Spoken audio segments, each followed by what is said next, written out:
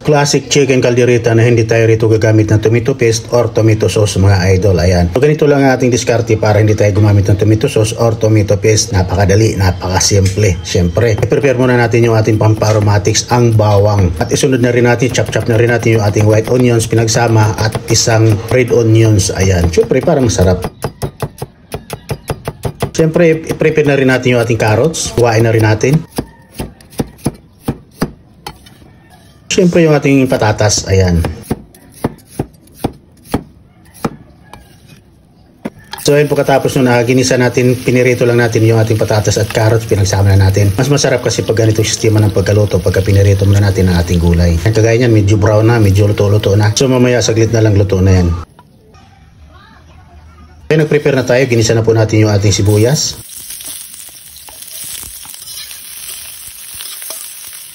Bawang isang buo, ginisa na natin. Ayan, at palabasin lang natin yung pinakakatas, pinaka-aroma. Tsaka natin nilagay yung ating chicken na medyo malalaki yung pagka-chop. Ayan, kagaya niyan, medyo nag-brown na, gisang-gisa na po yan. Siyempre, paminta, mas maraming paminta, mas masarap. Ayan po mga idol, ang ginamit natin dito, yung ating homemade tomato paste. Kung naalala nyo, gumawa tayo niyan kahapon. Upload natin. So mamaya ilagay po natin yung link sa comment section, yung link po paggawa niyan para po makita nyo.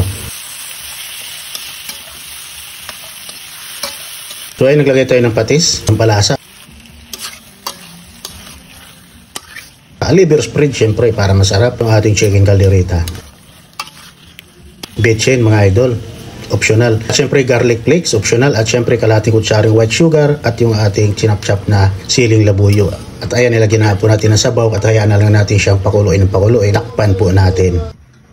So ayan, pagkalipas ng ilang minuto, ayan, medyo paluto na po yung ating chicken caldereta, medyo masabaw pa. Pero mamaya, medyo matutuyuan na po yan. Naglagay tayo rito ng kalahating chicken cubes. At ang ating pampalasa, pampaalat, ay yan yung ating ginadgad nga cheese. Ayan, at saka nilagay na rin po natin yung ating naka-half-cook na patatas at carrots. Takipan pa natin para medyo matuyuan pa. So ayan, medyo tuyo na po at naglagay na po tayo rito ng ating green and red bell pepper, mga idol. Ayan. So ayan, medyo paluto na ating chicken caldereta, classic chicken caldereta na ang gamit natin rito ay ang ating homemade tomato paste. Ayan, sa mga gustong nakakaalam, manood ng ating homemade tomato paste, nasa comment section po, makikita nyo po mga idol. So napakaganda, napakasarap, masustansya at purong kamatis, walang preservative ang ating chicken caldereta. Ayan.